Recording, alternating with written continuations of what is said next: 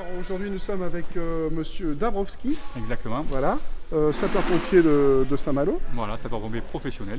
Pardon. Alors la Voilà. première question que je voudrais vous poser, c'est Dabrowski. D'origine polonaise. D'origine Hein, polonaise. voilà. Et vous avez un superbe accent, donc plutôt Originaire de Toulouse. de Toulouse. Voilà. C'est vrai que ça paraît un peu atypique. Entre un nom d'origine de l'Est Ouais. avec un accent du Sud, Ouais. habité en Bretagne, Ouais. mais c'est un choix de cœur. J'aimerais bien que tu nous parles un peu de tes conditions de travail et puis du choix de ce superbe métier. Est-ce qu'on peut appeler ça un métier de sapeur-pompier? Alors c'est pour moi un engagement fort personnel que d'être pompier, que ce soit pompier volontaire ou professionnel. C'est un engagement personnel pour l'aide à la personne et l'assistance aux victimes, quoi.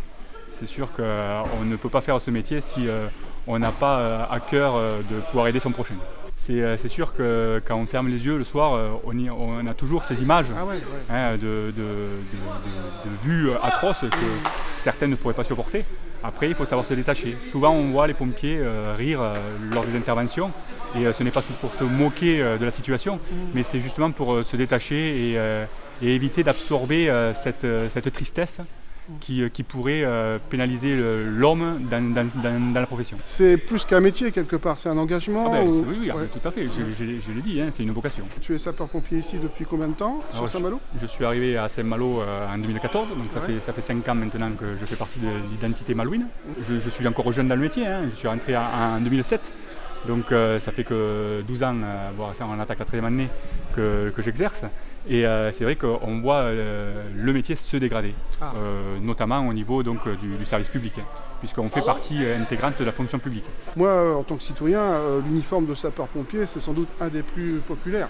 Tout le monde aime les sapeurs-pompiers. Ah ben, bien Alors de sûr, quoi vous plaignez? de notre hiérarchie, hein, et au-delà de la hiérarchie, des élus.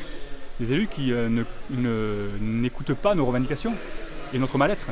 C'est vrai que si aujourd'hui on veut que la santé de la victime soit prise en compte, il faut quand même que le pompier ait un bien-être au travail. Cette grève perdure depuis 5 mois. Le ministre de l'Intérieur, M. Castaner, nous dénigre complètement en nous octroyant seulement en novembre 3 réunions, mais 3 réunions qui n'ont rien donné par rapport à nos revendications. Et à l'échelle locale, là aussi, vous avez un manque de... Enfin, vous avez du mal à vous faire entendre Exactement, c'est Ouais. toujours pareil. On a une hiérarchie qui est sourde. Je fais partie donc des différentes interventions au niveau de l'état-major, avec le comité technique et le dialogue social. Le dialogue social aujourd'hui est devenu un monologue. La direction est là pour nous présenter ses futures actions, pour nous informer, mais non pas pour nous entendre. Dès lors qu'au comité technique on pose des avis défavorables, tout est voté de but en blanc quand même via le conseil d'administration. Donc il y a une problématique avec l'état-major, mais surtout notre président, M. Chenu, qui dénigre complètement notre métier.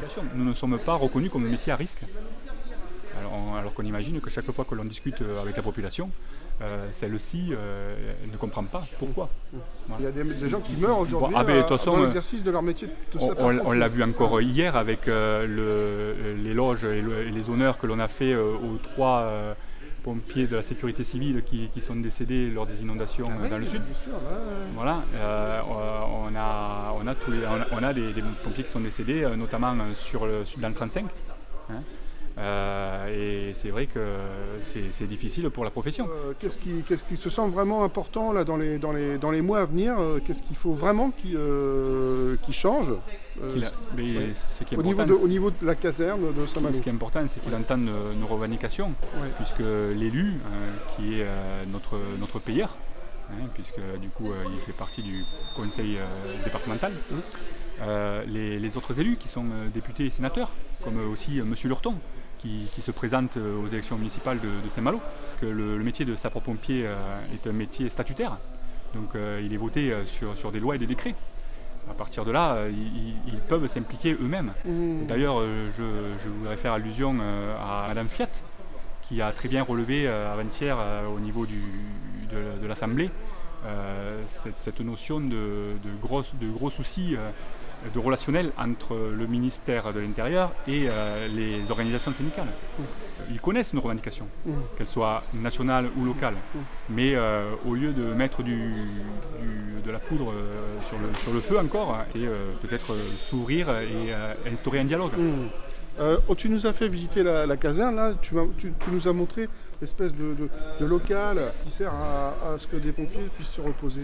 Il y a une grosse réflexion de la caserne, et une réflexion pour qu'il y ait une totale refonte de celle-ci. La caserne de Saint-Malo est bien située, à côté de l'Intramuros. Il faut savoir que aussi notre intervention va jusqu'à la ville des Données. Donc on a un beau secteur.